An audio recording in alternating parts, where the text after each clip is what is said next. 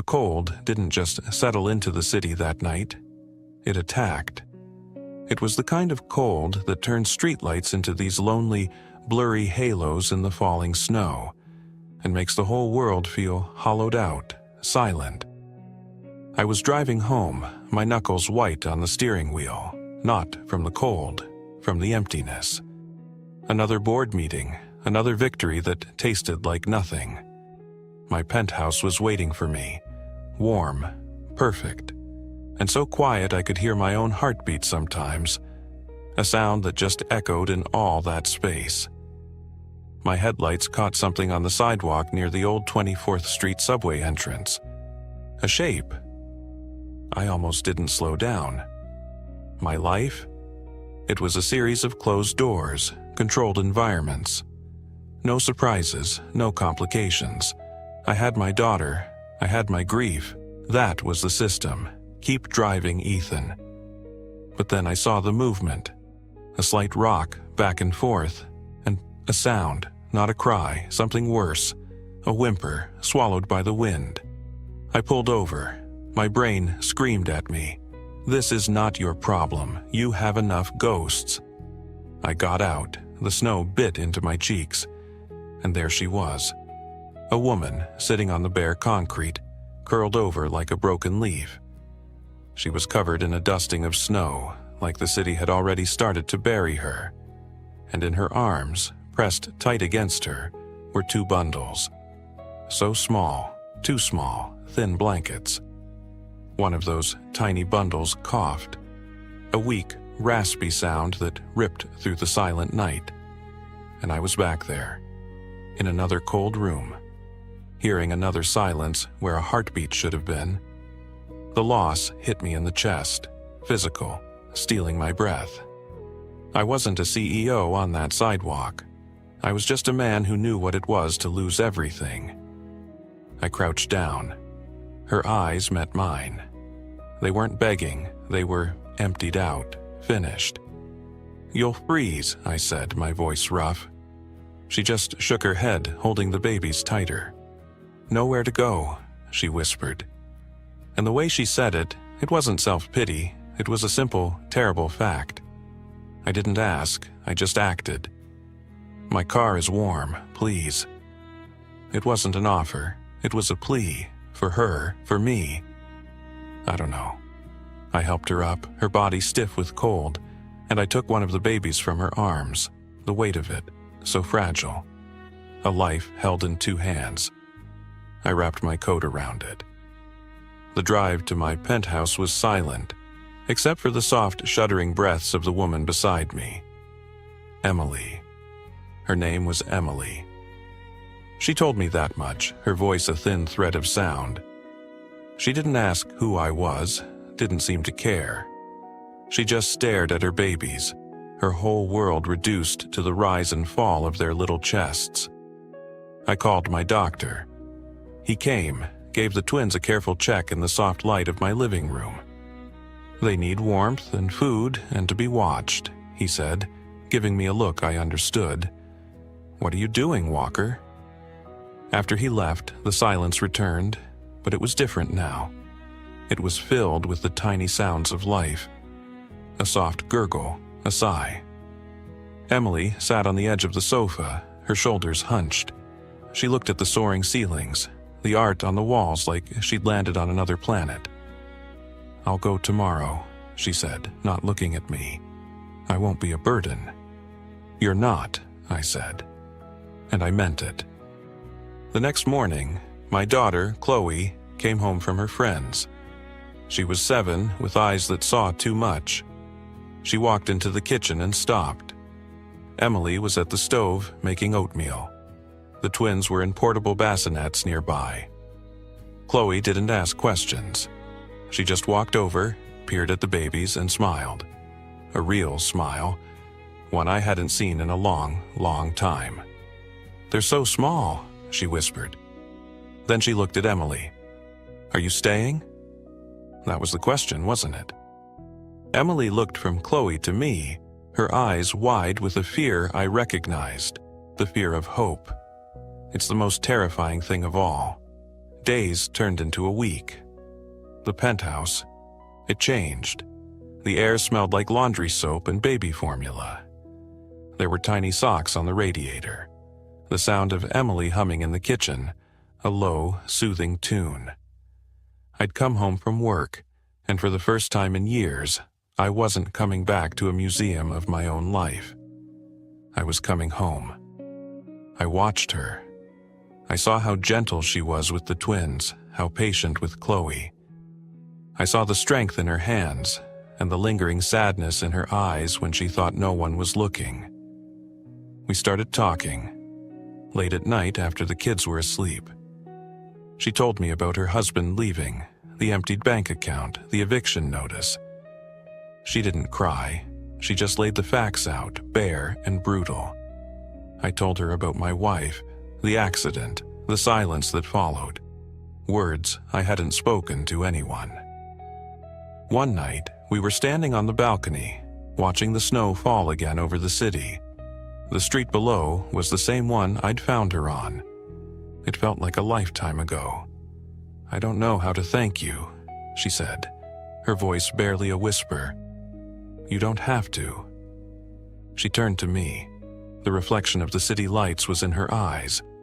"Everyone else looked away, Ethan. You stopped."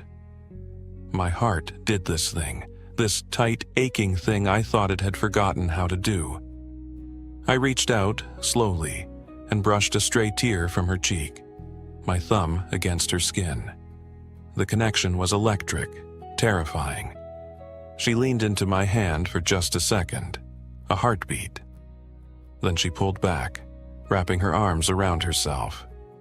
"This is a fairy tale," she said, her voice trembling.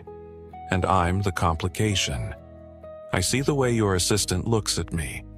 I'm a story waiting to happen. The single dad CEO and the homeless woman with twins. Let them talk," I said, the force in my own voice surprising me. But she just shook her head, that old hollow look returning to her eyes. "You rebuilt your life from ruins. I won't be the one who burns it down again." The next day, the call came. A process server was at the front desk. Emily's husband, David, was petitioning for custody of the twins. He'd seen a photo in a gossip column. Emily and me leaving a pharmacy. He smelled money. I came home early, ready to fight, ready to tell her we'd face it together.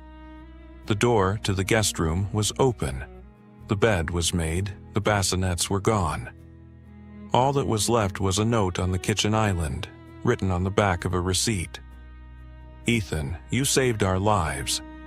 The only way I can thank you is to not wreck yours. They deserve a father, even one like him. Please don't look for us. Emily." The silence in the penthouse wasn't just silence anymore. It was a scream. Chloe stood in the doorway of her room, clutching her stuffed rabbit, her face crumbling. Where did they go? I looked at that note, at the empty space where the babies had been, and I felt it. The old, familiar emptiness rushing back in.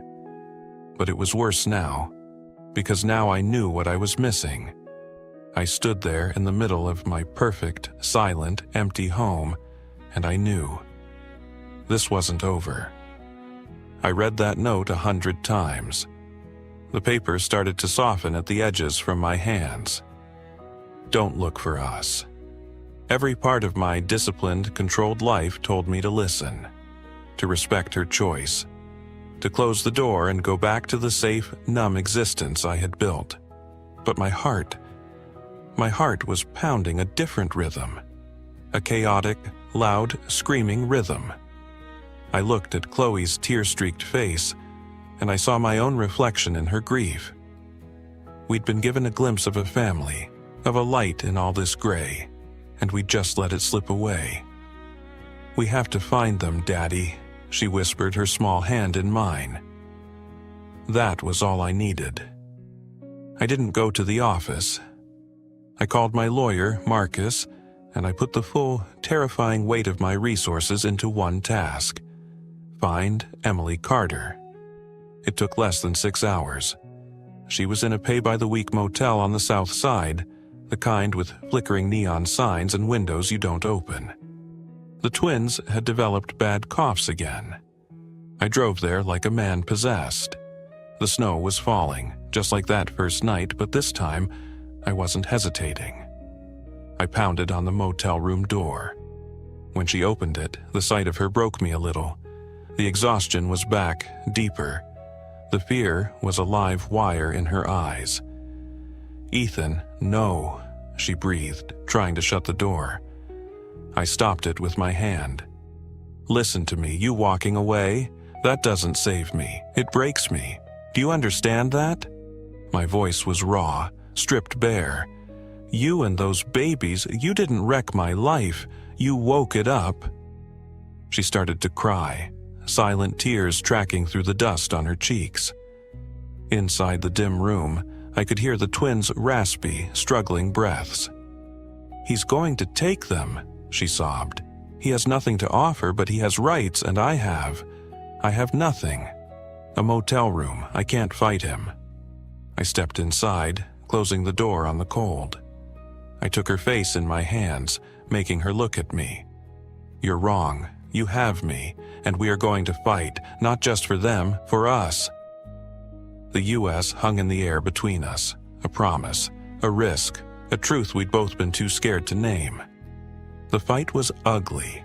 David, her husband, was everything she said, greedy, manipulative, playing the wounded father for the courts. The media had a field day. Billionaire and custody battle for Pauper's twins. The board of my company held an emergency meeting. They slid a folder across the table to me. Press clippings, stock tickers with minor dips. "This is a distraction, Ethan, a reputational risk. Settle it. Make it go away." I looked at those men in their tailored suits, their faces masks of polite concern. I thought of Emily in that motel, of Chloe asking every night if the babies were okay. I stood up. She is not a distraction. She's the woman I love. Those children are part of my family. And if this company, if my reputation, can't survive me standing by my family, then it was never worth having in the first place. I walked out. For the first time, I chose with my whole heart, and I felt the fear melt away, replaced by a certainty that was as solid as stone. The court date arrived. Emily was trembling in a simple dress, holding my hand under the table so tightly I thought my bones might fuse together. When they called her to the stand, she took a deep, shaky breath. I gave her hand one last squeeze. She spoke, not with anger, but with a quiet, devastating strength. She told them about the abandonment, the empty apartment, the snow. She spoke about fighting for every breath for her premature babies, alone. She didn't ask for pity. She stated facts. And when she pointed at David and said, "He didn't want them until he thought they were worth something," her voice didn't crack. It rang clear as a bell across the silent courtroom. Then the judge asked me why I was involved, why a man in my position would take on this situation. I stood. I didn't look at my lawyer. I looked at Emily. Because love isn't something you find when your life is perfect and ready. It's what finds you in the rubble. It's what gives you a reason to rebuild. I'm here because Emily and her children are my reason. I'm asking for the chance to be their family. Officially. Permanently. The gavel came down. Parental rights terminated for David. Full custody to Emily. The judge even commended my steadfast support. It was over. We walked out of the courthouse into a bright, sharp winter afternoon. Emily turned her face up to the sun, eyes closed, as if feeling its warmth for the very first time. She wasn't crying. She was peaceful. Months later, winter returned to Chicago. One evening, I drove us all back to that street, the 24th Street subway entrance. Emily held my hand, a silent question in her eyes. The twins, now chubby and bright-eyed, were bundled in Chloe's old snowsuits in their stroller. Chloe was making snow angels on the cleared sidewalk, laughing. I stopped where I'd first seen her. That spot on the concrete. I looked at Emily, her face beautiful and strong in the glow of the same yellow streetlight.